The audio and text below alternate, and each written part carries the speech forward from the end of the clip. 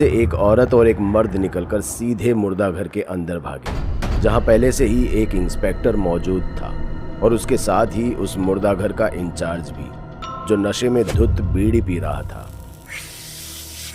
तुम्हारा ही लड़का मरा है क्या? इधर आओ, लाश दिखाता हूँ। ए, पागल हो गया क्या? कैसी बात कर रहा तू? बच्चा मरा है उनका।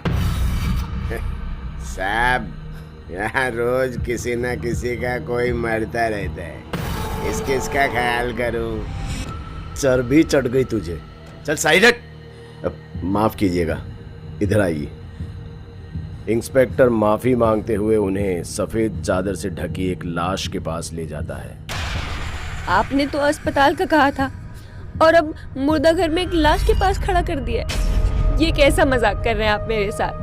विक्रम को तो अभी एक हफ्ते पहले हम हॉस्टल छोड़कर आए थे। वो कितना खुश भी था वहाँ। अब यूं यहाँ मुर्दा घर में क्या करने आए हैं हम? अर्चना संभालो अपने आप को। इन्होंने बस शिनाख्त के लिए ही हमें बुलाया है। उमेश अर्चना को समझा ही रहा था कि इतने में पुलिस ने लाश के मुंह से चादर हटा दी, जिसे देखते ही अर्चना अपने बेटे विक्रम का नाम लेकर चीखते हुए रोने लगी। जवान बेटे को यूं लाश बना देखकर उमेश भी खुद को रोक नहीं पाया और फूट फूट कर रोने लगा। फिर न जाने क्यों उमेश को क्या सूझा, वो सीधा उठा और इंस्पेक्टर के गिरेबान को पकड़ते हुए दीवार में सटा दिया। बता क्या हुआ मेरे बेटे के साथ? बोल, वरना मैं खड़े खड़े तेरी वर्दी उतरवा दूंगा। उमेश के यूं बदतमीजी पर उतर आने के बाद अब तक जो इंस्पेक्टर कबीर शांत था, वो एकदम से भड़क उठा। फिर उसने उमेश के हाथों को झटकते हुए कहा, होश में रहकर जुबान खोलिए उमेश सक्सेना। मैं आपके टुकड़ों पर पलने वाला कुत्ता नहीं हूँ जो आपकी इन धमकियों से डर जाऊंगा। अगर अभी आपने अपना बेटा नहीं खोया होता ना, तो फिर मैं दिखाता कि खड़े खड़े और भी क्या किया जा सकता है। खैर, आपके बेटे की लाश विक्टोरिया हॉस्टल के पीछे बरामद हुई है। मेरा बेटा पढ़ने गया था वहाँ और अब लाश बनकर लौटा है। आखिर ऐसा क्या होता है वहाँ? मौत का तांडव होता है वहाँ। ये कोई पहली लाश नहीं जो वहाँ से आई है। पहले भी कई मौतें हो चुकी है वहाँ पर गुत्थी कोई नहीं सुलझा पाया। जिसने भी कोशिश की, मौत ही पाई। ये बंद कर अपना गटर। सक्सेना सर, आपसे वादा रहा, ये गुत्थी मैं ही सुलझाऊंगा और उन्हें कटघरे तक पहुंचाकर ही दम लूंगा, फिर चाहे उसके लिए कुछ भी हो। जवान हो, जोश है, कर लो कोशिश। बाकी समझदार तो दूर ही रहते हैं वहां से। इतना कहता हुआ मुर्दा घर का वो इंचार्ज बाहर चला गया और जाते जाते कबीर को ये चुनौती भी दे गया कि वो क्या, कोई भी इस केस को नहीं सुलझा सकता, क्योंकि इसके पीछे बहुत कुछ रहस्यमयी है। लेकिन कबीर भी अब ये ठान लेता है कि वो सच का पता लगाकर ही रहेगा। इसलिए वो अगले ही दिन विक्टोरिया हॉस्टल में एक कॉलेज स्टूडेंट बनकर पहुंच गया। लेकिन हॉस्टल पहुंचते ही उसे बड़ा अजीब लगता है और वो सोचने लगता है कि एक पहाड़ी के अंत में यूं खाई के पास भला हॉस्टल कौन बनाता है, और भला ऐसी जगह पर कोई अपने बच्चे को कैसे छोड़ सकता है, वो भी सक्सेना जैसे लोग। हॉस्टल को देखते ही ये वीरान जगह लगती थी। कबीर हॉस्टल में जा ही रहा होता है कि तभी एक चौकीदार उसे रोकता है। कहाँ चले बाबू? हॉस्टल में एडमिशन लेना है। एडमिशन लेना है तो रात में आइए, दिन में यहाँ कोई काम नहीं होता है। क्या? दिन में कोई काम नहीं होता? क्यों? अरे नहीं होता है मतलब नहीं होता है। क्या, क्यों, कैसे, ज्यादा सवाल ना करो बाबू, चले जाओ। बड़े अजीब नियम कानून है। कबीर ने अभी अभी अपनी बात पूरी भी ना की थी कि इतने में चौकीदार वहां से निकल गया। कबीर ने भी सोचा अगर पूरा सच जानना है तो ठंडे मिजाज से काम लेना होगा, इसलिए वो रात होने का इंतजार करने लगता है। वहीं हॉस्टल के गेट पर बैठे बैठे सुबह से शाम हो जाती है, पर वहां कोई हलचल नहीं होती। यहाँ तक कि शाम के बाद रात ने भी अपनी घनघोर चादर ओढ़ ली थी और हॉस्टल अब भी उतना ही वीरान था, जैसे वहां कोई रहता ही ना हो। कबीर को अब ये विश्वास होने लगा था कि इस हॉस्टल में कुछ भी नहीं है, इसलिए वो वहां से निकलने को होता ही है कि तभी पीछे से एक आवाज आती है। कहाँ जा रहे हो बाबू? अंदर आ जाओ, एडमिशन नहीं लोगे? कबीर को यह आवाज जानी पहचानी लगी। पीछे मुड़कर देखा तो अंदर वही चौकीदार था जो सुबह बाहर था, और कबीर तो पूरे दिन बाहर बैठा था। फिर वो अंदर कब गया? ज्यादा सोचो ना बाबू, एडमिशन लेना है तो अंदर आ जाओ। कबीर उस चौकीदार के पीछे पीछे चल देता है, पर गेट से लेकर रिसेप्शन तक पहुंचने में कुछ भी नॉर्मल नहीं था। सबसे पहले तो कबीर ये देखकर दंग था, क्योंकि अब तक जो हॉस्टल पूरी तरह से अंधेरे की चपेट में था, उसके हर कमरे में अब लाइटें जल चुकी थी और खिड़कियों से परछाइयाँ साफ नजर आ रही थी, जैसे अंदर कोई ना कोई है। पर भला ऐसा कौन सा हॉस्टल होता है जहाँ दिन में कुछ नहीं और रात में इतनी हलचल? हॉस्टल के रिसेप्शन पर मोटा चश्मा लगाए एक हट्टा कट्टा इंसान बैठा हुआ था।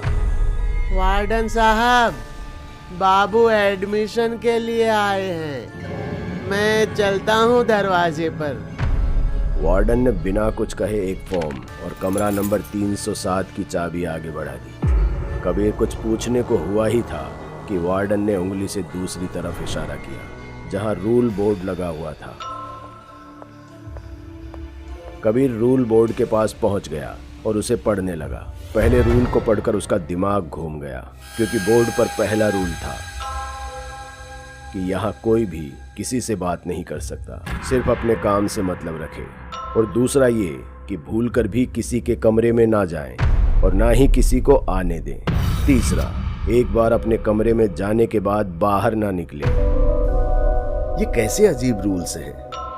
जोर से कहते हुए कबीर जैसे ही पीछे मुड़ा, वहां कोई था ही नहीं, ना ही दूर मेन गेट पर चौकीदार और ना ही रिसेप्शन पर वार्डन। कबीर बिना कुछ और सोचे सीधे अपने कमरे की ओर चल दिया। रास्ते में सभी कमरे ऐसे बंद थे जैसे वहां कोई रहता ही ना हो। फिर वो अपने कमरे 307 में पहुंचकर अपना बैग रख अपने कमरे को चारों तरफ से देखने लगा। तभी बाहर से जोर से किसी के चीखने की आवाज आई और कबीर उसी चीख के पीछे अपने कमरे से बाहर निकल गया, लेकिन उसे कोई नहीं दिख रहा था। कॉरिडोर की लाइटें अब पहले की तरह शांत नहीं बल्कि थरथरा रही थी। इधर कबीर ये सोचकर हैरान था कि इतनी तेज चीख सुनकर भी सब कुछ शांत कैसे था, जैसे किसी को कोई फर्क ही नहीं पड़ रहा हो। कोई अपने दरवाजे को खोल सुध लेने को तैयार ही नहीं था। इसलिए कबीर खुद सामने के दरवाजे पर दस्तक देने लगा। भाई, मैं कबीर इस हॉस्टल में नया आया हूँ, जरा दरवाजा खोलो। अंदर से कोई जवाब नहीं आया। कबीर तीसरे फ्लोर के सभी दरवाजों को आजमा लेता है, पर कोई बाहर निकलने को तैयार ही नहीं था। फिर अंत में वो एक दरवाजे को धक्का देकर तोड़ देता है। अंदर कमरे का हाल ऐसा होता है जैसे कोई आग लगी हो और जमीन पर एक कंकाल पड़ा था जिसका आधा सिर जला हुआ था। कबीर उल्टे पांव बाहर निकलता है तो देखता है कि इस पूरे हॉस्टल में आग लगी हुई है और कमरे के अंदर से धुआं निकल रहा है। जिस कमरे में दस्तक देने के बाद भी कोई नहीं खोल रहा था, अब हर दरवाजे पर अंदर से कोई दरवाजा खोलने के लिए चीख रहा था, मदद मांग रहा था कि दरवाजा खोलो, अंदर आग लगी है। पर उन्हें कोई सुनने वाला नहीं था। कबीर ने जैसे ही दरवाजा खोलने की कोशिश की कि आग की एक तेज लपट उसकी तरफ बढ़ी और उसके कपड़ों में आग लग गई। कबीर शरीर पर लगी आग की लपटों को बुझाते हुए ऐसे घबराया कि वो कब सीढ़ियों पर पहुंच गया उसे पता ही नहीं चला और वो सीढ़ियों से फिसलता हुआ नीचे गिर गया। इससे उसके कपड़ों पर लगी आग तो बुझ गई, पर अब वो पूरी तरह से घायल हो गया था। वो दर्द से कराहते हुए उठ ही रहा था कि तभी उसकी नज़र चौकीदार पर गई और वो उसी की तरफ बढ़ गया। कबीर ने उसे आवाज़ भी लगाई पर वो पीछे मुड़ा ही नहीं, बस बुत बना आग को देखे जा रहा था और उसके आगे वार्डन की अधजली लाश पड़ी थी। चाचा, क्या हो रहा है यहाँ? ये आग यहाँ कैसे लगी और इन्हें क्या हुआ? अरे किसी को मदद के लिए क्यों नहीं बुलाते आप? मदद के लिए बहुत देर हो गया है बाबू। अब तो ये आग रोज सीने में चुभन बनकर जलती है। इतना कहते ही वो चौकीदार पीछे मुड़ा और कबीर के होश उड़ गए, क्योंकि वो भी बुरी तरह जला हुआ था। अरे ये क्या हुआ आपको? चलिए यहाँ से निकलते हैं और हॉस्पिटल चलते हैं। बाबू, मुर्दों को डॉक्टर की जरूरत नहीं होती। मतलब जानना है बाबू? तो ये देखिए फिर। इतना कहते ही चौकीदार कबीर को गिरेबान से पकड़कर उसे कॉरिडोर के सबसे आखिरी दीवार पर सटा देता है और फिर हर रूम से लाशें किसी ज़ॉम्बी की तरह बाहर निकलने लगी और धीरे धीरे कबीर की तरफ बढ़ने लगी। पर कबीर दीवार में ऐसे चिपक गया था कि हिल भी नहीं पा रहा था। क्यों कर रहे हो तुम मेरे साथ ऐसा? क्या बिगाड़ा मैंने तुम लोगों का? अरे तुमने तो उस बच्चे को भी नहीं छोड़ा जिसे तुमने कल मारा था। क्यों छोड़ता बाबू? है? क्यों छोड़ता बताइए? हम लोगों को जिंदा जलाकर मारने वाला भी एक बच्चा ही है। बात दरअसल करीब 4 साल पहले की है, जब इस इलाके में सिर्फ एक ही हॉस्टल था, विक्टोरिया हॉस्टल। काफी नाम था इस हॉस्टल का, जिसे देखते हुए बिल्डर ने भी अपने यहाँ नया हॉस्टल खोला और उसका नाम भी विक्टोरिया हॉस्टल रख लिया। और जब पुराने विक्टोरिया हॉस्टल वालों ने इसका विरोध किया तो उन्होंने कहा, ठीक है, कल से आपको सिर्फ एक ही विक्टोरिया हॉस्टल देखने को मिलेगा। उसकी इस बात को सुनकर विक्टोरिया हॉस्टल वाले निश्चिंत हो गए। उन्होंने सोचा कि वो हॉस्टल का नाम बदलकर कुछ और रख लेंगे। क्या रखेंगे ये अगली सुबह पता चल ही जाएगा। लेकिन उस सुबह से पहले एक रात आई और उसी रात विक्टोरिया हॉस्टल में एक नया लड़का एडमिशन लेने आया। वार्डन ने उसे कमरा नंबर 307 दे दिया, इस बात से अनजान कि ये लड़का